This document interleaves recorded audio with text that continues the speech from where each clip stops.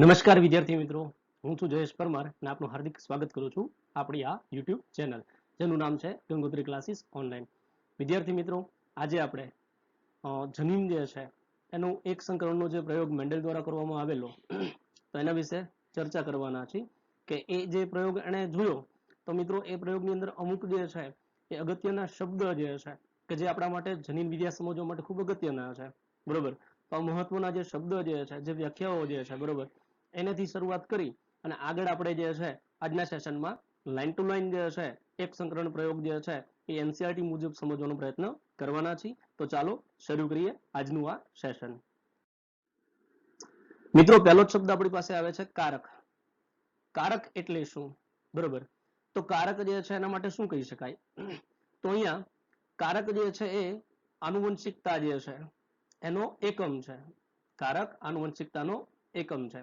હવે આનુવંશિકતાનો એકમ શું? તો કે એ વારસા માટે જવાબદાર છે. શેના માટે? વારસા માટે જવાબદાર છે. એટલે કે માતા પિતામાંથી જે લક્ષણો જે છે એ સંતતિમાં ઉતરી આવે તો એને આપણે વારસો કહીએ છીએ. પણ એ વારસા માટે જવાબદાર કોણ છે? તો કે કારક છે, બરોબર. હવે એના પછી બીજો શબ્દ આપણી પાસે આવે છે જનીન. તો જોન્સન જે છે, બરોબર, તો જોન્સને જે છે 1909 ની અંદર કારકો જે છે એને જનીન તરીકે ઓળખાવ્યા. એટલે કે હવે શું છે તો કે જે વસ્તુને કારક તરીકે આપણે ઓળખીએ છીએ, બરોબર, એ જ વસ્તુને જોન્સને શું કહી દીધું? કારકો શું છે? જનીન છે. બીજું કઈ નથી પણ જનીન તરીકે એને ઓળખવા, બરોબર. તો અહીંયા જે છે હવે આપણે એને જનીન તરીકે લઈએ. તો કારક અને જનીનમાં ફેર શું? બંને એકમેકના સમાનાર્થી છે, પણ ફેર એટલો કે કારક શબ્દ જે છે એ શબ્દનો પ્રયોગ મેન્ડલ દ્વારા કરવામાં આવેલ છે. મેન્ડલ જે છે એ કારક શબ્દનો ઉપયોગ કરતો અને જનીન જે છે એ શબ્દ આપેલો છે જોહાન્સને, બરોબર.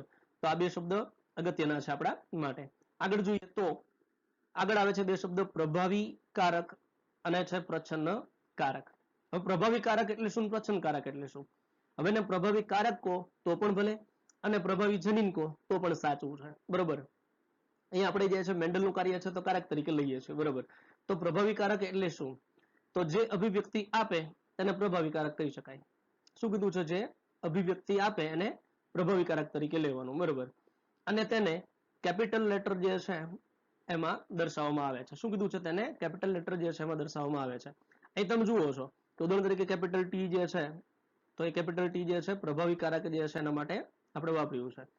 એ જ રીતે જે છે કેપિટલ આર લઈ શકાય છે, બરોબર.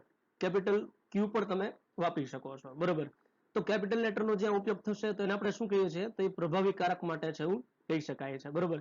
કે જે અભિવ્યક્તિ આપે છે એટલે કે લક્ષણ જે છે એના માટે જવાબદાર છે. ટૂંકમાં કોઈ લક્ષણ જે છે એની અભિવ્યક્તિ જે છે આપે એને પ્રભાવી કારક કહી શકાય છે. તો પ્રચ્છન્ન કારક એટલે શું? બીજું જે છે પ્રચ્છન્ન કારક એટલે શું? તો જે અભિવ્યક્તિ આપતા નથી તેને પ્રચ્છન્ન કારક કહેવાય. હવે એમ થાય કે અભિવ્યક્તિ ન આપે તો સર એનું કામ શું? પ્રશ્ન થાય કે જો અભિવ્યક્તિ આપતા નથી તો એનું કાર્ય શું? અભિવ્યક્તિ ન આપે એટલે શું? સમજો તો આગળ જોઈએ જરાક. તો જે અભિવ્યક્તિ આપતા નથી એને પ્રચ્છન્ન કારક કહેવાય અને તેને સ્મોલ લેટર થી દર્શાવવામાં આવે છે. એ તમે જુઓ છો સ્મોલ ટી જે છે, એ જ રીતે સ્મોલ આર જે છે, બરોબર, સ્મોલ ક્યુ છે. તો એ જે છે એને આપણે પ્રચ્છન્ન કારક તરીકે લઈ શકીએ છીએ. હવે પ્રચ્છન્ન કારક માટેની બીજી વ્યાખ્યા જે કરવી હોય તો એ પણ કહી શકાય છે કે પ્રચ્છન્ન કારક જે છે એ એવું છે કે જે માત્ર ને માત્ર પ્રભાવી કારક જે છે એની ગેરહાજરીમાં પોતે અભિવ્યક્તિ આપે. એટલે એનો મતલબ શું? કે દાખલા તરીકે અહીંયા કેપિટલ ટી અને સ્મોલ ટી આપણે લઈએ તો કેપિટલ ટી હાજર હોય ત્યાં સુધી આ સ્મોલ ટી જે છે પ્રચ્છન્ન કારક છે એ પોતાની અભિવ્યક્તિ ન આપે. પણ જ્યારે કોઈ એવો અવકાશ મળે કે જેમાં પ્રભાવી જનીન કે પ્રભાવી કારક નથી અને બંને જે છે એ કેવા છે? તો કે સ્મોલ છે, એટલે કે પ્રચ્છન્ન કારક છે. તો પ્રચ્છન્ન કારક જ્યારે બંને જોડમાં આવી જાય ત્યારે પોતે અભિવ્યક્તિ આપે છે, બરોબર. તો આપણે જે છે એના પ્રયોગ છે એની અંદર જોયું હતું કે ભાઈ આ જે સ્મોલ ટી હોય તો એ નીચા છોડ છે એના માટે જવાબદાર છે, બરોબર. એના પછી આગળ જોઈએ તો શું આવે છે? સમયુગ્મી. હવે સમયુગ્મી એટલે શું મિત્રો? સમયુગ્મી, વિષમયુગ્મી, બરોબર, અને અર્ધયુગ્મી. તો ત્રણ શબ્દ છે આપણા માટે: સમયુગ્મી, વિષમયુગ્મી અને અર્ધયુગ્મી. તો એક છે સમયુગ્મી, વિષમયુગ્મી અને અર્ધયુગ્મી. એની ચર્ચા કરીએ. તો જ્યારે શું કીધું છે કે જ્યારે બંને કારકો જે છે સમાન હોય, બંને કારક કેવા હોય? સમાન હોય, સરખા હોય, તો એને સમયુગ્મી કહેવાય. એ તમે જોઈ શકો છો કેપિટલ ટી જે છે બંને કેવા છે? સરખા છે. તો સરખા હોય તો એને શું કહેવાય? સમયુગ્મી. હવે સમ એટલે સમાન, સમ એટલે સમાન, અને યુગ્મ એટલે શું થાય? જોડ. યુગ્મ એટલે જોડ, સમ એટલે સમાન. તો જ્યારે કારકો બંને સમાન હોય અને જોડમાં આવેલ છે બરોબર, તો એ કેવા કહેવાય? તો એને સમયુગ્મી તરીકે આપણે લઈ શકીએ. બીજું છે વિષમયુગ્મી. વિષમ એટલે અલગ હોય તેવું. તો બંને કારકો કેવા હોય? અસમાન હોય. એટલે કે જ્યારે બંને કારકો જે છે એ અસમાન હોય તો એ જે છે એને શું કહી શકાય? તો કે એને વિષમયુગ્મી તરીકે આપણે ઉલ્લેખી શકીએ છીએ. અહીં જુઓ તમે કેપિટલ ટી અને સ્મોલ ટી જોડ બનાવે છે. યુગ્મ એટલે જોડ, યુગ્મ એટલે જોડ. તો જોડ બને છે પણ કેપિટલ ટી અને સ્મોલ ટી છે બંને કેવા છે? સમાન નથી, એટલા માટે શું કહેવાય એને? વિષમયુગ્મી. અહીંયા આપણે કેપિટલ આર અને સ્મોલ આર પણ લઈ શકીએ તો વિષમયુગ્મી કહી શકાય. કેપિટલ ક્યુ અને સ્મોલ ક્યુ તો એ પણ શું થશે? વિષમયુગ્મી. બરોબર. હવે વાત કરીએ જરાક અર્ધયુગ્મી. અર્ધયુગ્મી એટલે શું? તો અર્ધયુગ્મી જે છે એમાં બે પૈકી એક જ કારક હાજર હોય. શું કીધું છે? બે પૈકી કોઈ એક જ કારક જે છે એની હાજરી જોવા મળે. દાખલા તરીકે ઉદાહરણ તરીકે લઈએ આપણે કે એક્સ અને વાય. હવે આ એક્સ અને વાય જે છે શું છે સમજો? તો એક્સ અને વાય જે છે એ જોડ છે કારકોની, જનીન છે બરોબર, પણ એની અંદર જે છે એ નર માટે જવાબદાર છે બરોબર. લિંગી રંગસૂત્ર આપણે જે કહીએ જનીન તેના માટે જવાબદાર છે. હવે અહીંયા જ્યારે અર્ધીકરણ થાય તો અર્ધીકરણની અંદર જનનકોષ બને તો એમાં એક એક્સ હશે એકની પાસે અને બીજું જે છે શું ધરાવશે? વાય. તો જ્યારે જનનકોષ જે છે અર્ધીકરણ દ્વારા જનનકોષનું નિર્માણ થાય અને એની અંદર જે છે 2n માંથી n સ્વરૂપ ધારણ કરે તો એક્સ અને એક વાય ધરાવે છે. તો અહીંયા જે વાય જે છે એ અથવા તો આ એક્સ તમે લ્યો બરોબર, અને શું કહી શકાય? એને અર્ધયુગ્મી કહેવાય. શું કહેવાય? અર્ધયુગ્મી. એનો મતલબ જોડ પૂરી નથી. જોડ જે છે પૈકીનું કોઈ પણ એક જ કારક હાજર છે તો એ અર્ધયુગ્મી તરીકે આપણે એને લઈએ છીએ. ત્યારબાદ આગળ જોઈએ તો શું કીધું છે? સ્વરૂપ પ્રકાર અને જનીન પ્રકાર. બીજા બે શબ્દ આવે છે, સ્વરૂપ પ્રકાર અને જનીન પ્રકાર. હવે સ્વરૂપ પ્રકાર એટલે શું?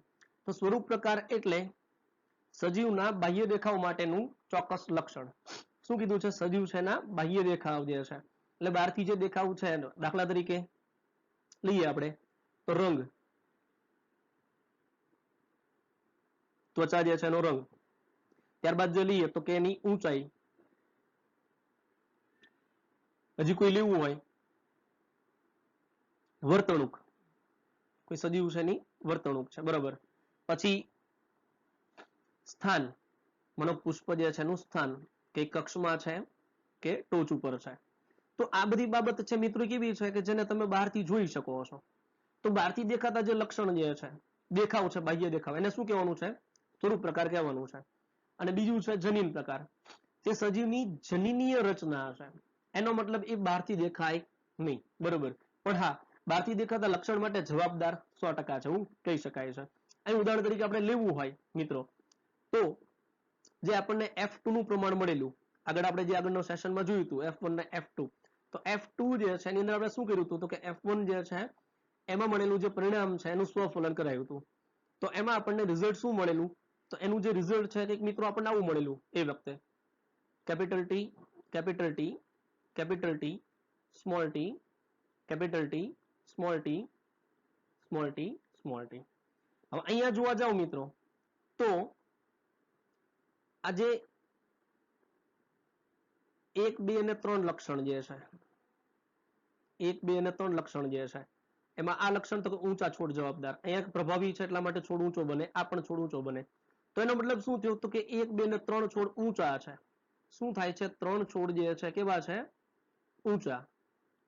અને આ એક છોડ જે છે એ કેવો મળે છે આપણને? નીચો. તો એક છોડ જે છે નીચો પ્રાપ્ત થાય છે સમજો 4 પૈકી બરોબર.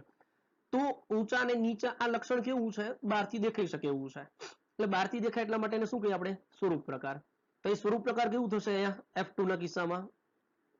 3:1, 3:1 જે છે એ પ્રમાણ આપણને પ્રાપ્ત થાય. પણ હવે જનીન પ્રકાર લેવું હોય તો જનીન પ્રકારમાં આ સમયુગ્મી જે છે પણ કેવું તો કે પ્રભાવી, બંને કેપિટલ છે. આ જે છે એ સમયુગ્મી પણ કેવું તો કે પ્રચ્છન્ન છે બરોબર.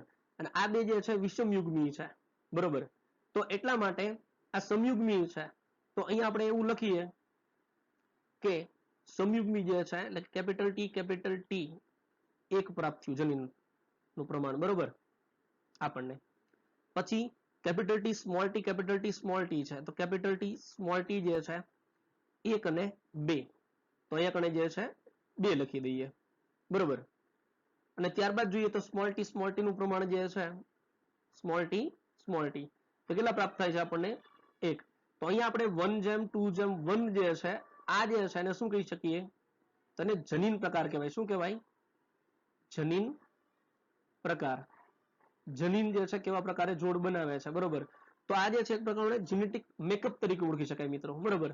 તો હવે સમજવા જેવું શું છે કે કોઈ પણ સજીવ હોય એના લક્ષણોનો અભ્યાસ કરીએ તો લક્ષણોના અભ્યાસ ઉપરથી આપણને સ્વરૂપ પ્રકાર જે છે એ સરળતાથી લઈ શકીએ, જોઈ શકાય છે, બરોબર. કે એનો આપણે તાગ મેળવી શકીએ કે ભાઈ 3:1 નું પ્રમાણ મળે છે તે. પણ જનીન પ્રકાર જે છે એ આપણને બાહ્ય દેખાવથી ખ્યાલ આવતો નથી, બરોબર. તો એનું બંધારણ જે છે જનીનનું, તો જનીનીય બંધારણ જે છે, જનીનીય રચના જે છે, બરોબર, એને શું કહેવાય છે? જનીન પ્રકાર તરીકે ઓળખવામાં આવે છે, બરોબર. ત્યારબાદ આગળ જોઈએ તો હવે આગળ મેં વાત કરી હતી હમણાં શરૂઆતમાં કે આપણે આજે ટેક્સ્ટ બુક જે છે એ પ્રમાણે જે છે એક સંકરણ જે છે એક જનીનનું વારસાગમન જે છે જોવાના છીએ. તો એક જનીન જે છે એનું વારસાગમન જે છે એને શું કહેવાય? એક સંકરણ પ્રયોગ કહેવાય મોનોહાઇબ્રિડ, ઇનહેરિટન્સ ઓફ વન જીન. શું કહી શકાય? મોનોહાઇબ્રિડ તરીકે લઈ શકાય છે. મોનોહાઇબ્રિડ ક્રોસ, શું કહેવાય એને? મોનોહાઇબ્રિડ ક્રોસ તરીકે લઈ શકીએ, બરોબર. તો મોનોહાઇબ્રિડ ક્રોસ, તો આ જે છે એક સંકરણ માટે યોગ્ય છે. તો જોઈએ મિત્રો ટેક્સ્ટ વાઇઝ જે છે શું સમજાવવા માંગે છે આ પ્રયોગ જે મેન્ડલ દ્વારા કરવામાં આવેલો છે. તો અહીં શું કહે છે જુઓ જરાક, કે એક ઉદાહરણ લઈએ એમ, એટલે કે આવો પ્રયોગ જે છે એક સંકરણનો, એ પ્રયોગ જે છે કોના દ્વારા? તો કે મેન્ડલ દ્વારા કરવામાં આવેલો છે. આ પ્રયોગ જે છે મેન્ડલ દ્વારા કરવામાં આવેલો છે, જ્યાં તેમણે વટાણાના જે છોડ જે છે એ ઊંચા અને નીચા છોડ જે છે, ઊંચા અને નીચા છોડ જે છે એનું સંકરણ કરાવે છે. ઊંચા અને નીચા છોડ જે એનું શું કરાવે છે? સંકરણ કરાવે છે. અને આ પ્રયોગ દ્વારા એક જનીનના વારસાગમન જે છે એનો અભ્યાસ કર્યો. અગત્યનો શબ્દ શું છે? જનીનનું વારસાગમન. જનીન જે છે એનું શું કહે છે? વારસાગમન. તો જનીનનું વારસાગમન એટલે શું? પ્રશ્ન થાય કે સાહેબ જનીનનું વારસાગમન એટલે શું? તો જનીનનું વારસાગમન એટલે શું? તો કે આપણી જે પિતૃ પેઢી જે છે, પિતૃ પેઢી જે છે એ પિતૃ પેઢીમાંથી જે લક્ષણો જે છે મિત્રો એ સંતતિને મળે, સંતતિને મળે તો એને શું કહી શકાય? વારસો. પણ આ વારસા માટે જવાબદાર જે જનીન છે, બરોબર, એને શું કીધું છે? તો કે એ જનીન છે એનું વારસાગમન તરીકે લઈ શકાય. કોઈ એવું જનીન છે કે જે પિતૃમાંથી સંતતિમાં ઉતરી આવે છે, જેના કારણે સંતતિ પેઢી જે છે એમાં એ લક્ષણ જે છે જોઈ શકાય છે, બરોબર. તો એ વારસાગમન છે. તો આવું જે છે જનીન છે એનું વારસાગમનનો પ્રયોગ જે છે, અભ્યાસ જે છે કોણે કરેલો છે? મેન્ડલ દ્વારા કરવામાં આવેલ છે. આગળ જોઈએ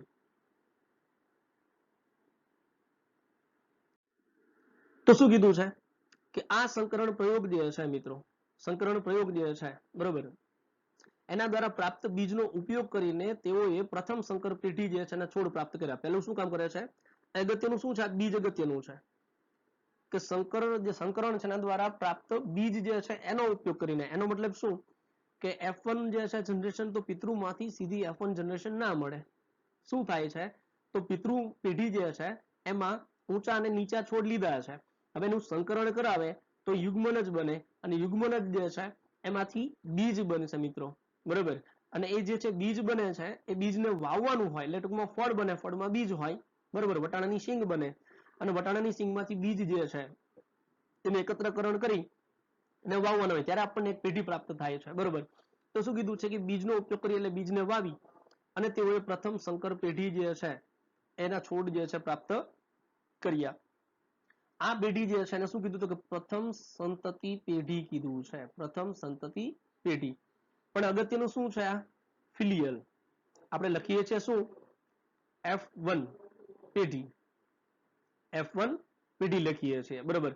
તો અહીંયા જે છે શબ્દ શું છે? ફિલિયલ શબ્દ વાપરે છે. ફિલિયલ ફર્સ્ટ પ્રોજેની, ફિલિયલ ફર્સ્ટ પ્રોજેની, બરોબર. તો એ F જે છે એ કોના માટે જવાબદાર છે? ફિલિયલ માટે જવાબદાર છે, જેને આપણે પ્રથમ સંતતિ પેઢી અથવા તો F1 પેઢી તરીકે ઉલ્લેખી શકીએ છીએ, અથવા એને F1 તરીકે પણ કહેવામાં આવે છે, ઓળખવામાં આવે છે. બરોબર.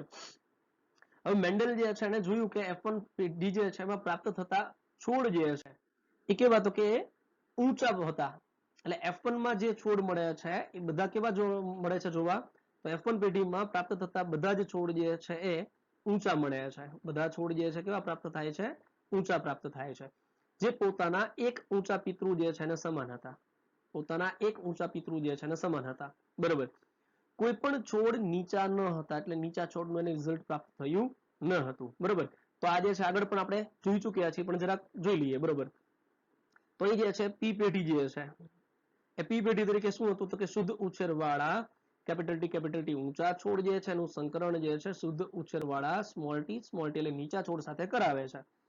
અને એનું જે છે પરિણામ જેને પ્રાપ્ત થાય છે સંકરણ કરાવવાથી, જેને આપણે F1 પેઢી તરીકે લઈએ છીએ, એમાં એને રિઝલ્ટ મળે છે capital T small T, capital T small T, capital T small T, capital T small T. એનો મતલબ શું છે કે બધા છોડ જે છે ઊંચા પ્રાપ્ત થાય છે, નીચો એક પણ છોડ પ્રાપ્ત થતો નથી. તેઓને આ જ પ્રકારના પરિણામ જે છે અન્ય પ્રકારના લક્ષણોમાં પણ જોવા મળ્યા. હવે આ અન્ય પ્રકારના લક્ષણ એટલે શું? ખાસ અગત્યનું છે અન્ય પ્રકારના લક્ષણો. તો મિત્રો અન્ય પ્રકારના લક્ષણ એટલે એવું કે અહીંયા મેન્ડલ જે છે એને ઊંચાઈ માટેનું લક્ષણ જે છે એની ઉપર પ્રયોગ કરેલો છે. એના ઉપર ઊંચાઈ. હવે કદાચ એ પુષ્પના રંગ ઉપર પ્રયોગ કરે આવો એક જનીન માટેનો, અથવા તો પુષ્પ જે છે એના સ્થાન માટે પ્રયોગ કરે, તો પણ રિઝલ્ટ આવું જ સમાન મળે છે. F1 ની અંદર પ્રભાવી લક્ષણ જે છે એ જ જોવા મળે છે. પ્રચ્છન્ન લક્ષણ જે છે એનું લક્ષણ જોવા મળતું નથી, એની અભિવ્યક્તિ થતી ન હતી. બરોબર. જોઈએ તેઓએ જોયું કે F1 સંતતિ એટલે કે પ્રથમ પેઢી જે છે હંમેશા કોઈ એક પિતૃઓને સંબંધિત હતા. બે પિતૃઓના લક્ષણ જોવા મળતા નથી. બરોબર. અંડરલાઈન કરવા જેવું છે કે કોઈ એક પિતૃ જે છે એને સંબંધિત હતા. હવે બે માંથી એક પિતૃના લક્ષણ જે છે એની અભિવ્યક્તિ થાય છે, બીજા પિતૃ જે છે એના લક્ષણની અભિવ્યક્તિ થતી નથી. તો અહીં તમે જુઓ તો કેપિટલ ટી જે છે ઊંચા છોડ, અને એની સાથે જે છે સ્મોલ ટી નીચા છોડ જે છે એનું સંકરણ કરે, તો capital T small T result આવે, જેમાં પ્રભાવી લક્ષણ કેપિટલ ટી જે છે હાજર છે જનીન, એટલા માટે છોડ જે કેવા મળે છે ઊંચા. તો એનો મતલબ શું થયો કે કોઈ એક જ પિતૃ એટલે કે આ મનોક દાખલા તરીકે આ ઊંચા છોડ જે એનું લક્ષણ જોવા મળે છે, તો નીચો છોડ જે છે એનું લક્ષણ જે છે સંતતિમાં આવતું નથી, એવું કહે છે. બરોબર. એટલે અભિવ્યક્ત નથી થતું. બરોબર. આગળ જતા ખ્યાલ આવશે કે એ જે છે પિતૃ પેઢીમાંથી સંતતિ પેઢીમાં એ જનીન આવે ખરું, પણ એ છુપા વેસે હોય છે, અભિવ્યક્તિ નથી આપતું એટલા માટે. બરોબર. મેન્ડલ જે છે એને F1 માં પ્રાપ્ત બધા જ ઊંચા છોડ છે એનું શું કરે છે? સ્વફોલન કરાવે છે. હવે અહીં તમે જુઓ કે એને F1 ની અંદર જે છે રિઝલ્ટ શું મળેલું? F1 છે એનું રિઝલ્ટ જે છે કેપિટલ ટી અને સ્મોલ ટી. તો કેપિટલ ટી અને સ્મોલ ટી જે છે એનું શું કરાવે છે? સ્વફોલન કરાવે છે. સ્વફોલન કરાવે તો આ જે છે જનન કોષ તરીકે આપણે લઈએ તો અહીં કેપિટલ ટી લખીએ, સ્મોલ ટી લખીએ, અહીં કેપિટલ ટી લખીએ અને અહીંયા સ્મોલ ટી લખીએ. બરોબર.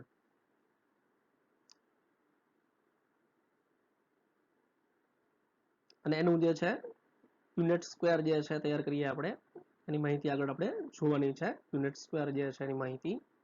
બરોબર.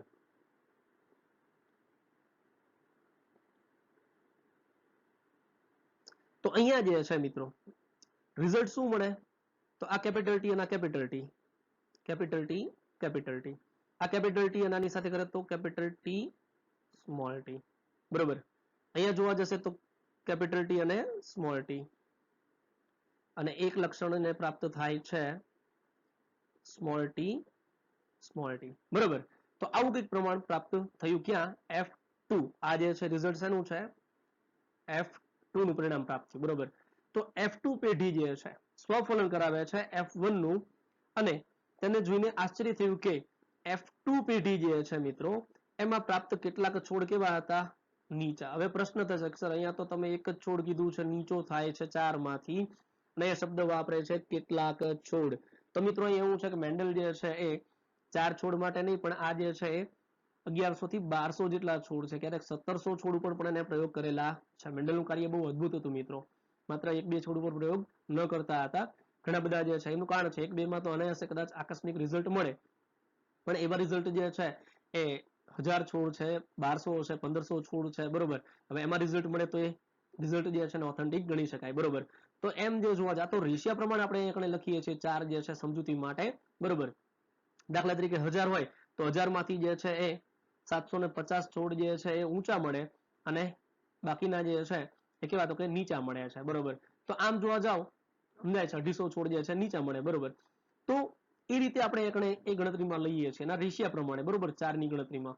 બાકી છોડ એક ન હતો એટલે કેટલાક છોડ નીચા હતા, બરોબર. હવે આશ્ચર્ય એટલા માટે થયું કે પહેલી વખત પ્રયોગ કરે છે તો F1 જે રિઝલ્ટ પ્રાપ્ત થાય એમાં એવું હતું કે ઊંચા છોડ અને નીચા છોડ જે છે એનું રિઝલ્ટ એને બધા છોડ ઊંચા પ્રાપ્ત થયા પહેલામાં F1 માં. તો હવે F2 માટે જે છે F2 માટે ઊંચા છોડ જે છે આ ઊંચા છોડ જે છે એનું સ્વફલન ઊંચા છોડ સાથે કરાવે તો બે ઊંચા છોડ છે સંતતિના છોડ ઊંચા જ આવવા જોઈએ, પણ છતાં પણ એક છોડ જે છે એટલે એક પ્રમાણે જે છે અમુક છોડ નીચા પ્રાપ્ત થયા. તો આ નીચા છોડનું લક્ષણ પાછું આવ્યું ક્યાંથી? ખ્યાલ આવે છે? દાખલા તરીકે કોઈ માતા પિતા જે છે એમાં એની સંતતિ જે છે તો એક કોઈ એવું લક્ષણ એવું છે કે એની સંતતિમાં જોવા નથી મળતું, સમજો કે એ જોયું કે ઊંચા છોડ ને નીચા છોડ જે છે એનું સંકરણ કરાવે એની સંતતિ પેઢી જે છે એમાં ઊંચા છોડ જોવા મળે, એનો મતલબ એ રાજી થાય છે કે ચલો નીચા છોડનું લક્ષણ ગાયબ થયું, બધા છોડ કેવા છે ઊંચા મળે છે, બરોબર. પણ હવે જો નીચા છોડનું લક્ષણ ગાયબ થઈ ગયું બાહ્ય દેખાવની દ્રષ્ટિએ અને પ્રયોગ હજી આગળ કરે છે સ્વફલન કરાવે બે ઊંચા છોડ વચ્ચેનું જે પ્રાપ્ત થતા F1 માં, એનું પરિણામ F2 માં ક્યાંક નીચા છોડ પાછા જોડ, તો એ વિચારે છે કે આવું ફરીવાર પાછું આ લક્ષણ રિપીટ કેવી રીતે થઈ શકે, બરોબર. તો એના ઉપરથી જે છે ને સમયુગ્મી વિષમયુગ્મી જે છે એ બધા તારણ આપેલા છે જે આગળ આપણે જોવાના છીએ. તો જે લક્ષણ F1 પેઢીમાં જોવા મળ્યું ન હતું, કયું? આ નીચા છોડ માટેનું લક્ષણ જે છે F1 માં બધા છોડ ઊંચા હતા પણ F2 માં નીચા છોડ પણ પ્રાપ્ત થાય છે, બરોબર. તો શું કહે છે કે જે લક્ષણ F1 પેઢીમાં જોવા ન મળ્યું હતું જે હવે પ્રદર્શિત થયું એટલે કે F1 માં નહોતું પણ હવે F2 માં લક્ષણ દેખાય છે. F2 પેઢીમાં નીચા છોડનું પ્રમાણ જે છે એ કેવું હતું તો કે 25%, 1/4, બરોબર. જ્યારે F2 પેઢી જે છે એમાં 75% જે છે ઊંચા છોડ હતા, એટલે અહીંયા આપણે એવું લખી શકાય કે 75% ઊંચા છોડ, બરોબર,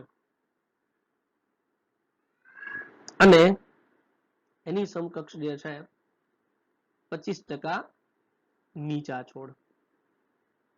તો આને જે છે આ રીતે લખી શકાય 3:1 જે છે, બરોબર. તો 3/4 ઊંચા અને 1/4 જે છે એ નીચા છોડ પ્રાપ્ત થાય છે. 3:1 નું પ્રમાણ મળે એવું સમજી શકાય છે, બરોબર. હવે ઊંચા અને નીચા છોડના લક્ષણો જે છે તેના પિતૃ છોડને સમાન હતા. શું કીધું છે? તેના પિતૃ છોડ. કયા પિતૃ છોડ? પી પેઢીમાં આપણે ઊંચા નીચા જોયું હતું. પી પેઢી આપણે કેવી લીધી હતી? તેમાં કેપિટલ ટી ઊંચા અને સ્મોલ ટી નીચા. તો અહીંયા જે છે હવે ઊંચા છોડ પણ પ્રાપ્ત થયા છે અને નીચા છોડ જે છે પણ જોવા મળ્યા છે. તો પિતૃ પેઢીને સમાન હતા, બરોબર, સમાન હતા. તેમાં કોઈ પણ પ્રકારનું સંમિશ્રણ નહોતું. અગત્યનો શબ્દ છે, યાદ રાખજો, સંમિશ્રણ ન હતું. એનો મતલબ શું કે ઊંચા છોડ મળે છે, નીચા છોડ મળે છે, પણ મિશ્ર એટલે કે મધ્યમ ઊંચાઈ ધરાવતા એક પણ છોડ મળતા નથી, બરોબર. એટલે કે દાખલા તરીકે આ છોડ ઊંચો છે, સમજો આ છોડ ઊંચાઈ પ્રાપ્ત કરતો છોડ છે અને આ જે છોડ છે અહીંયા એ નીચો છોડ છે, સમજો હાઈટ ઓછી ધરાવે છે. તો એવું કહે છે કે બંને વચ્ચે જે છે એ કોઈ એવો છોડ પ્રાપ્ત ન થયો કે જે બંને વચ્ચેની મધ્યમ કક્ષાની ઊંચાઈ ધરાવતો હોય, બરોબર. તો આવું લક્ષણ એને પ્રાપ્ત થયું નથી. એટલે પિતૃ પેઢી જે છે ને સમાન જ લક્ષણ જે છે વચગાળાનું લક્ષણ જોવા મળતું નથી, બરોબર. એટલે એવું કહે છે કે સંમિશ્રણ જે છે ન હતું, અર્થાત બધા ઊંચા હતા અથવા તો નીચા હતા. કોઈ પણ છોડ જે છે આ બે ઊંચાઈ જે છે એની વચ્ચેની ઊંચાઈનો ન હતો, એટલે મિશ્ર લક્ષણ જે છે ક્યાંય જોવા મળતું નથી એવું અહીંયા સૂચવે છે. એવું રિઝલ્ટ એને પ્રાપ્ત થયું છે, બરોબર. આ જોઈએ તો અન્ય લક્ષણોનો અભ્યાસ કર્યો તેમાં પણ તેઓને આવા જ પરિણામો જે છે પ્રાપ્ત થયા. હવે અન્ય લક્ષણો એટલે આગળ આપણે વાત કરીએ એમ કે ઊંચાઈ સિવાય જે છે એ પુષ્પના રંગ છે, પુષ્પનું સ્થાન છે, બરોબર. તો આ રીતે જે છે, અથવા તો માનો કે બીજ જે છે, વટાણાના બીજ જે છે એ બીજનો રંગ છે, અથવા તો બીજ જે છે એનો આકાર જે છે, બરોબર, એની સપાટી જે છે, આવા અલગ અલગ લક્ષણો લીધા ને તો એ લક્ષણોમાં પણ મિત્રો રિઝલ્ટ છે ને સરખા જ પ્રાપ્ત થાય છે, બરોબર. આગળ જોઈએ, એટલે કે F1 પેટીમાં માત્ર એક જ પિતૃ જે છે એના લક્ષણો પ્રદર્શિત થયા, જ્યારે F2 પેટીમાં બંને પિતૃ જે છે એના લક્ષણો 3:1 ના પ્રમાણમાં અભિવ્યક્ત થયા, બરોબર. વિરોધાભાસી લક્ષણોમાં બંને F1 અથવા તો F2 સ્તર પર કોઈ પણ પ્રકારના સંમિશ્રણ જે છે એ જોવા મળ્યા ન હતા. એટલે અન્ય લક્ષણોનો અભ્યાસ કરતા પણ એને રિઝલ્ટ સરખું જ મળે છે. F1 ની અંદર કોઈ એક પિતૃના લક્ષણ અભિવ્યક્તિ પામે છે, F2 ની અંદર બંને અભિવ્યક્તિ પામે છે. એનું પ્રમાણ જે છે 3:1 ના પ્રમાણમાં હોય, અને એ ઊંચાઈ સિવાયના લક્ષણો જે છે લે તો પણ એવું જ પરિણામ પ્રાપ્ત થતું હતું. આ અવલોકનોને આધારે, આ અવલોકનો જે છે એના આધારે જે છે એ મેન્ડલે સૂચિત કર્યું કે કોઈ બાબત સ્થાયી સ્વરૂપમાં પિતૃમાંથી સંતતિમાં જન્યુઓના માધ્યમ દ્વારા ઉત્તરોત્તર પેઢીઓમાં વહન પામે છે. તેમણે આ બાબતને શું કીધું? કારક. જો અગત્યનું છે મિત્રો, કારક જે છે એની વ્યાખ્યા આવે છે, આગળ આપણે જોઈ લીધી છે, બરોબર, અભિવ્યક્તિ આપે તે. તો શું કીધું કે અહીંયા જે કરેલો પ્રયોગ જે છે એના અવલોકન જે છે એના આધારે જે છે મેન્ડલે શું કરે છે તો કે કોઈ બાબત એમ કંઈક એવું છે કે જે સ્થાયી સ્વરૂપમાં શું કહે છે કે પિતૃમાંથી સંતતિમાં જન્યુઓના માધ્યમ દ્વારા ઉત્તરોત્તર પેઢી જે છે, ઉત્તરોત્તર પેઢી એટલે કઈ તો કે P પેઢી જે છે, F1 પેઢી છે, F2 પેઢી છે, બરોબર. તો એમાં જે છે પેઢીઓમાં વહન પામે છે. એટલે P પેઢીમાંથી F1 માં, F1 માંથી F2 માં, બરોબર, વહન પામે છે. તેમણે આ બાબતને શું કીધું તો કે કારક કીધું. શું શબ્દ વપરાય છે? કારક, બરોબર. કે કારક જે છે ખરેખર આપણે કારક કહીએ છીએ ગુજરાતીમાં, પણ મેન્ડલ જે છે એના માટે શબ્દ હતો ફેક્ટર. મેન્ડલ શું કહેતો હતો એને? ફેક્ટર તરીકે સૂચવે છે. કંઈક ફેક્ટર એવું છે, જવાબદાર છે કે જે એક પેઢીમાંથી બીજી પેઢીમાં લક્ષણ છે, બરોબર, એના વહન માટે જવાબદાર છે, એને વારસાગમન માટે જવાબદાર છે. આગળ જોઈએ તો એ જો લખી દીધું છે કારક એટલે કે ફેક્ટર તરીકે ઓળખાવ્યા. આજે જેને આપણે શું કહીએ છીએ? જનીન.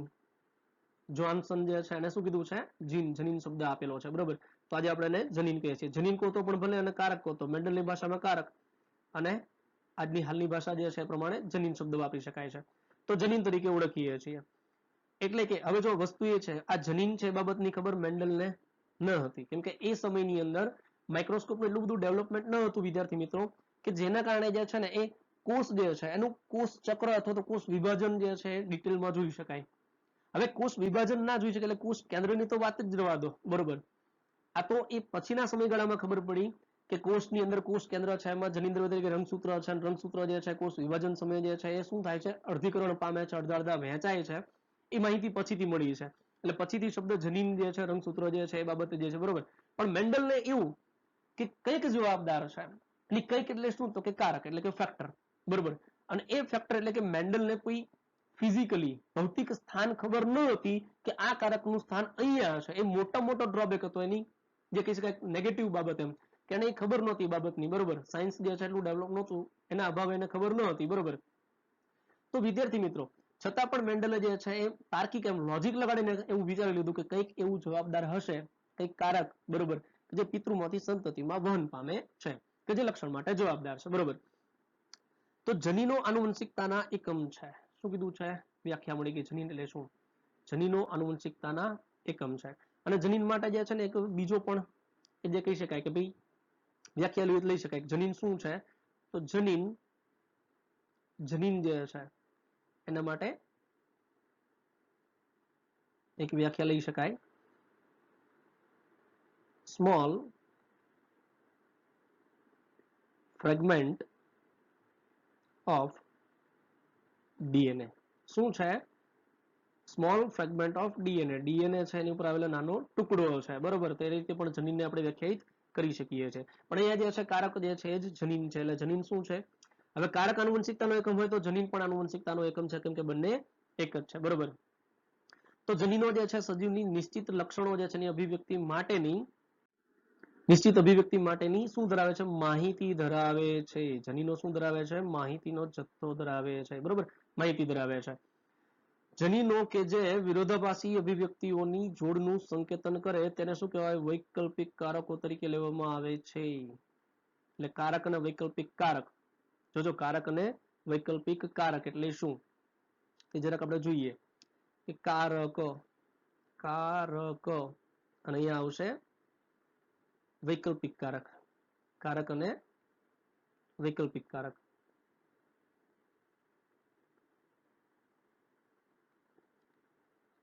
વૈકલ્પિક કારક, બરોબર. તો બે વચ્ચે શું છે? તો અહીંયા તમે જોવા જાઓ તો કારક એટલે શું? તો કે જનીન. કારક એટલે જનીન, જીન.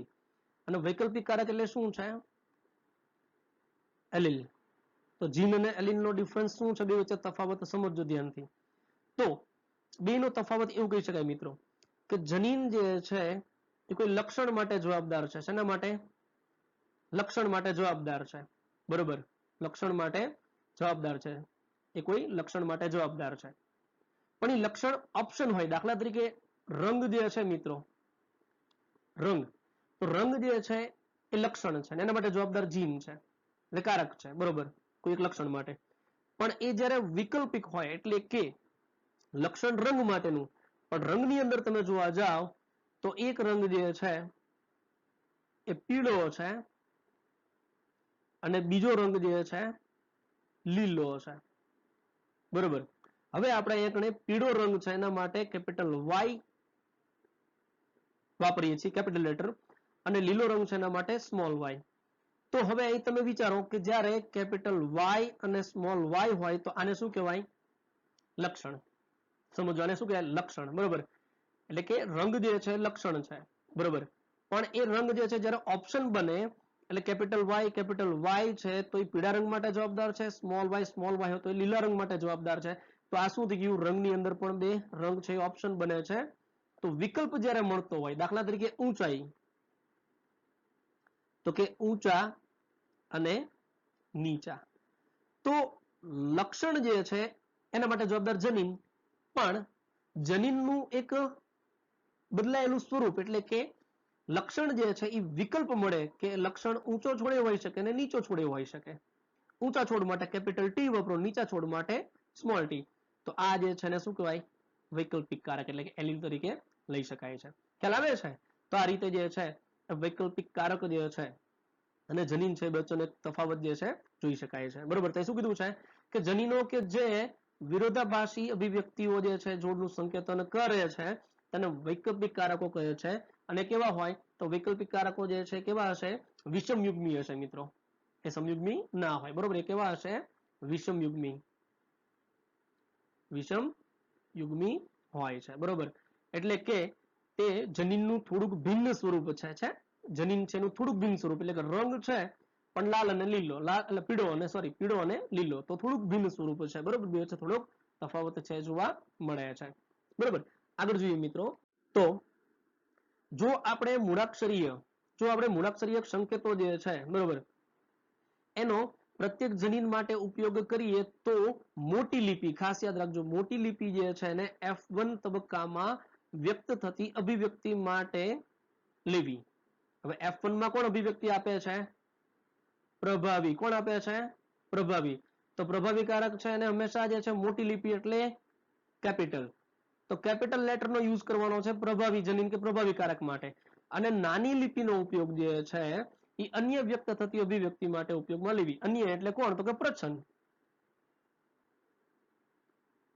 તો પ્રચ્છન્ન કારક જે છે એને નાની એટલે કે સ્મોલ લેટર જે છે એનો ઉપયોગ કરવો. બરોબર, તો આપણે આગળ જોઈ લીધું છે કે પ્રભાવી માટે આપણે કેપિટલ ટી વાપરીએ છીએ અને પ્રચ્છન્ન છે એના માટે સ્મોલ ટી વાપરીએ છીએ. બરોબર, ઉદાહરણ તરીકે ઊંચાઈના લક્ષણમાં ઊંચી અભિવ્યક્તિ માટે કેપિટલ ટી અને નીચી અભિવ્યક્તિ માટે સ્મોલ ટી જે છે એનો ઉપયોગ થાય છે. કેપિટલ ટી અને સ્મોલ ટી એકબીજાના શું કહેવાય? એલીલ તરીકે ઓળખવામાં આવે છે. બરોબર, બીજા શબ્દોમાં છોડના ઊંચાઈ માટેની એલીલ જોડ જે છે આ પ્રકારે હશે. એલીલ જોડ કહીએ તો કેપિટલ ટી સ્મોલ ટી અને સ્મોલ ટી બરોબર. સમયુગ્મી વિષમયુગ્મી સમયુગ્મી બરોબર. તો અહીંયા જે છે લક્ષણ માટે જનીન, પણ જનીન જે છે એના બે સ્વરૂપ છે. જનીનના બે સ્વરૂપ છે બરોબર. તો બે સ્વરૂપ છે એટલા માટે શું કહે એકબીજાના એલીલ છે એવું કહી શકાય છે. આગળ જોઈએ. મેન્ડલે એ પણ સાબિત કર્યું કે શુદ્ધ સંવર્ધિત વટાણાની ઊંચી અથવા તો નીચી જાત જે છે એમાં એલીલ જોડ સમયુગ્મી હોય. ક્રમશઃ કેપિટલ ટી અને સ્મોલ ટી હમણાં આગળ આપણે જોયું ને સમયુગ્મી હોય બરોબર. પણ એ ક્યારે શુદ્ધ સંવર્ધિત. શુદ્ધ સંવર્ધિત. હવે શુદ્ધ સંવર્ધિત એટલે શું? આગળના સેશનમાં ચર્ચા કરી ગયા વ્યવસ્થિત રીતે, પણ છતાં પણ એક કહી દઈએ અને વાત કરી દઈએ તો કે શુદ્ધ સંવર્ધિત એટલે ઘણી બધી પેઢીઓ સુધી થતું અથવા કરવામાં આવેલ, ઘણી બધી પેઢીઓ સુધી થતું સ્વફલન જે છે એનું પરિણામ. એનો મતલબ શું? દાખલા તરીકે સમજો, એનો મતલબ એ સમજાવું તમને તો કે પી પેઢી જે છે એમાં ઊંચા છોડ વચ્ચે સંકરણ કરાવો તો F1 જે છે એનું પરિણામ કેવું આવશે? ઊંચા છોડ. અહીં પરિણામ કેવું આવે છે? ઊંચા છોડ. હવે ઊંચા છોડ બધા મળે એનું સ્વફલન કરાવો તમે તો F2 પેઢી જે છે એની અંદર પણ છોડ કેવા પ્રાપ્ત થવા જોઈએ? ઊંચા. હજી આગળ જોવા જઈએ F3 પેઢીમાં તો પણ છોડ ઊંચા. એનો મતલબ ઘણી બધી પેઢીઓ સુધી સતત સ્વફલન કરાવતા એકનું એક જ પરિણામ મળે, એમાં કોઈ વૈકલ્પિક પરિણામ ન હોય તો એને શું કહેવાય છે? શુદ્ધ સંવર્ધિત કહી શકાય છે. તો હવે અહીંયા કણે જે છે આ કેપિટલ ટી છોડ જે છે કેવો છે? શુદ્ધ સંવર્ધિત કહી શકાય. સેમ કન્ડિશનની અંદર વાત કરીએ તો અહીંયા જે છે પી પેઢી તરીકે નીચા છોડ જે છે એને નીચા છોડ સાથેનું સંકરણ કરાવતા F1 પેઢી જે છે એમાં નીચા છોડ પ્રાપ્ત થાય. વળી પાછું એનું સ્વફલન કરાવતા F2 ની અંદર પણ નીચા છોડ પ્રાપ્ત થાય. એ જ રીતે F3 ની અંદર પણ નીચા છોડ પ્રાપ્ત થાય. તો મિત્રો અહીંયા ફાઇનલી જે છે સ્મોલ ટી જે છે શુદ્ધ સંવર્ધિત છે એવું કહી શકાય છે.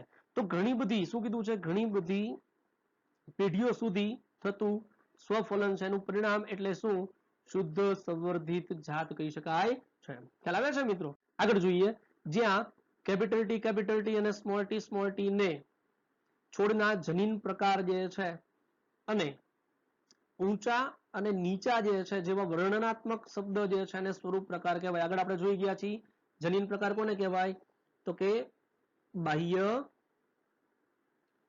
દેખાવ અથવા તો બાહ્ય સ્વરૂપ બરોબર. તને શું કીધું છે? સ્વરૂપ પ્રકાર. એને કીધું છે સ્વરૂપ પ્રકાર એટલે કે ફિનોટાઇપ બરોબર. અને એ જ રીતે જે છે જનીન રચના, જનીનનું બંધારણ શું છે એ જે છે એને આપણે શું કહીએ છીએ? જનીન પ્રકાર એટલે કે જીનોટાઇપ. એ છે જનીન પ્રકાર. તો આગળ એ આપણે વ્યવસ્થિત ચર્ચા કરી ગયા છીએ શરૂઆતના સેશનમાં જ બરોબર. ત્યારબાદ જે છે શું કહે છે? જો કોઈ છોડ જે છે એનો જનીન પ્રકાર જે છે મિત્રો કેપિટલ ટી સ્મોલ ટી હોય તો તેનો સ્વરૂપ પ્રકાર શું હશે?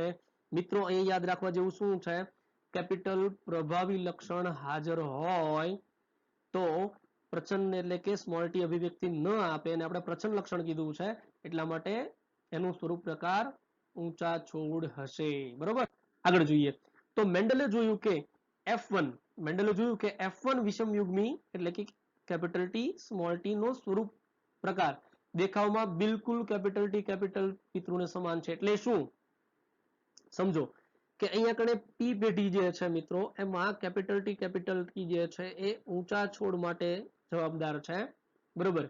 એ જ રીતે F1 પેઢીની વાત કરીએ તો F1 ની અંદર કેપિટલ ટી અને સ્મોલ ટી જનીન પ્રકાર છે આ બરોબર. પણ છતાં પણ એ દેખાવની બાબતમાં ઊંચા છોડને રિપ્રેઝન્ટ કરે છે બરોબર. એટલા માટે તેમણે સૂચવ્યું કે અસમાન, જોજો ધ્યાનથી સમજજો, અસમાન કારકો જે છે એની જોડમાંથી કોઈ એક કારક બીજા કારક ઉપર પ્રભાવી થઈ જાય છે. એનો મતલબ શું? તો આ જ્યારે અસમાન હોય તો પ્રભાવી કારક છે એ અન્ય કારક ઉપર શું થઈ જાય છે? પ્રભાવી થઈ જાય છે. એક કારક બીજા ઉપર પ્રભાવી થઈ જાય છે. એટલા માટે એને શું કહેવાય? તો કેપિટલ ટી છે એને શું કહેવાય? પ્રભાવી કારક. આગળ આપણે જોઈ લીધું છે પ્રભાવીકારક, બરોબર. અને જે અભિવ્યક્તિ નથી આવતું અથવા તો આની અસરને કારણે એ છુપાવેશમાં રહે તો એને કહેવાય છે પ્રચ્છન્નકારક, બરોબર. તો જે અભિવ્યક્તિ આપે છે એ પ્રભાવીકારક છે અને બીજાને કહી શકાય છે પ્રચ્છન્નકારક. આવા કિસ્સામાં કેપિટલ ટી જે છે એ ઊંચાઈ માટેનું કારક અને સ્મોલ ટી છે એ નીચા અથવા તો વામનતા માટેનું કારક છે. જે પ્રચ્છન્ન છે તેના પર પ્રભાવી છે. એટલે કે કેપિટલ ટી જે છે એ સ્મોલ ટી પ્રચ્છન્નકારક ઉપર પ્રભાવી છે એવું કહી શકાય. બીજા અન્ય લક્ષણોની જોડનો તેઓએ અભ્યાસ કર્યો તેમાં પણ આ જ પરિણામ પ્રાપ્ત થાય છે. એટલે એનો મતલબ એવો કે બીજી બાબતો જે અન્ય લક્ષણો જોયા તો પણ એમાં પ્રભાવી અને પ્રચ્છન્ન જે છે એનો સંબંધ જોવા મળે છે. આગળ જોઈએ મિત્રો. ભાઈ શું કીધું છે? પ્રભાવિતા એટલે કે પ્રભુતા. પ્રભાવિતા એટલે કે પ્રભુત્વ જે છે ને ડોમિનન્સ કહેવાય ઇંગ્લિશમાં મિત્રો, યાદ રાખજો વિદ્યાર્થી મિત્રો. તો ડોમિનન્સ અને પ્રચ્છન્ન જે છે અને રિસેસિવ કહેવાય છે. એની સંકલ્પનાને યાદ રાખવા માટે મોટા એટલે કે કેપિટલ અને નાના એટલે કે સ્મોલ અક્ષરો જે છે એનો પ્રયોગ કરવામાં આવે છે, બરોબર. પરંતુ કેપિટલ ટી અને સ્મોલ ટી અક્ષર વાપરવાનો નથી, એનો ઉપયોગ કરવો નહીં, કેમ કે યાદ રાખવામાં થોડુંક અઘરું પડે. કેમ? એક વસ્તુ સમજો મિત્રો, પ્રભાવી અને પ્રચ્છન્ન લક્ષણ છે એમાં કેપિટલ ટી અને સ્મોલ ટી જે છે આનો ઉપયોગ કરવો યોગ્ય છે, પણ ટોલનેસ માટે કેપિટલ ટી અને ડ્વાર્ફનેસ માટે જે છે આમ સ્મોલ ડી તો આ યોગ્ય નથી, બરોબર. એના કરતા જે છે એ યોગ્ય એ છે કે કોઈ પ્રભાવી લક્ષણ માટે કેપિટલ ડી અને સ્મોલ ડી વાપરો, કેપિટલ પી અને સ્મોલ પી નો ઉપયોગ કરો તમે, બરોબર. એ જ રીતે કેપિટલ ક્યુ અને સ્મોલ ક્યુ નો ઉપયોગ કરવો યોગ્ય છે, બરોબર. કલર જે છે રંગ માટે તો કે માનો કે એ જે છે એ વ્હાઈટ જે છે અને બ્લેક છે તેનો કેપિટલ અને સ્મોલ ડબલ્યુ છે એનો ઉપયોગ કરી શકાય છે, બરોબર. એ જ રીતે જે છે લાલ રંગ અને સફેદ હોય તો આર અને સ્મોલ આર. તો આ રીતે ટૂંકમાં કહેવાનો મતલબ કેપિટલ અને સ્મોલ જે છે એનો ઉપયોગ કરવો એ વધુ યોગ્ય છે અને યાદ રાખવાની દ્રષ્ટિએ પણ સરળ પડે છે. એટલા માટે કેપિટલ અને સ્મોલ લેટરનો ઉપયોગ કરવો છે, કરવાનો છે. શેના માટે? પ્રભાવી અને પ્રચ્છન્ન લક્ષણ માટે. પણ કેપિટલ ટી અને સ્મોલ ડી આવો ઉપયોગ કરવો નહીં. સમયુગ્મીની બાબત એ એલિલ સમાન હોય, સમયુગ્મ હોય એલિલ કેવા હશે? સમાન હશે. જેમ કે કેપિટલ ટી અને કેપિટલ ટી, સ્મોલ ટી અને સ્મોલ ટી. અને વિષમયુગ્મી જે છે મિત્રો એની બાબતે કેવા હોય તો કે અસમાન હોઈ શકે છે. એટલે કે કેપિટલ ટી, સ્મોલ ટી. એ જ રીતે આપણે બીજું ઉદાહરણ લઈએ તો કેપિટલ આર, સ્મોલ આર. હજી એક ઉદાહરણ લઈએ કેપિટલ પી, સ્મોલ પી. તો આ શું છે? અસમાન છે. એનો મતલબ કે અહીંયા શું છે? વિષમયુગ્મી વૈકલ્પિક છે તો એ અલીલ કેવા છે? અલગ અલગ છે, ઊંચા અને નીચા, બરોબર. તો એ વિકલ્પ પ્રાપ્ત થાય છે એટલા માટે, બરોબર. આગળ જોઈએ. જ્યારે કેપિટલ ટી અને સ્મોલ ટી છોડ એક લક્ષણ નું નિયંત્રણ કરતા જનીન માટે વિષમયુગ્મી છે. શું કીધું છે? કેપિટલ ટી, સ્મોલ ટી કેવું છે? વિષમયુગ્મી. કેવું છે? વિષમયુગ્મી, બરોબર. અને શું કરે છે તો કે એ જે છે એક લક્ષણ એટલે કે ઊંચાઈનું નિયંત્રણ કરે છે એના માટે જવાબદાર છે, બરોબર. કરતા જનીન માટે વિષમયુગ્મી છે. તો તેને શું કહી શકાય? એક સંકરણ, કેમ કે એક જ જનીનનું નિયંત્રણ કરે છે ને મિત્રો ઊંચાઈ માટેના, બરોબર. અને કેપિટલ ટી, સ્મોલ ટી વચ્ચે કરવામાં આવેલ સંકરણ જે છે કે જે ઊંચાઈના લક્ષણનું નિયંત્રણ કરે છે તેને શું કહેવાય? એક સંકરણ પ્રયોગ અથવા તો મોનોહાઇબ્રિડ ક્રોસ તરીકે ઓળખવામાં આવે છે. ઇનહેરિટન્સ ઓફ વન જીન, બરોબર. તો એ તરીકે તો મિત્રો અહીંયા આપણે આ સેશનની અંદર ઘણી બધી ડિટેલની અંદર ચર્ચા કરી કે જેમાં મેન્ડલે જે છે આખો એક પ્રયોગ કર્યો એક સંકરણ માટેનો અને ટેક્સ્ટ બુક વાઇઝ જે છે આપણે એને સમજવાનો પ્રયત્ન કરેલો છે. મિત્રો મળીએ નેક્સ્ટ સેશનમાં, એમાં પણ ટેક્સ્ટ બુક વાઇઝ જે છે અન્ય માહિતી જે છે એને શીખવાનો પ્રયત્ન કરીશું. ત્યાં સુધી આવજો.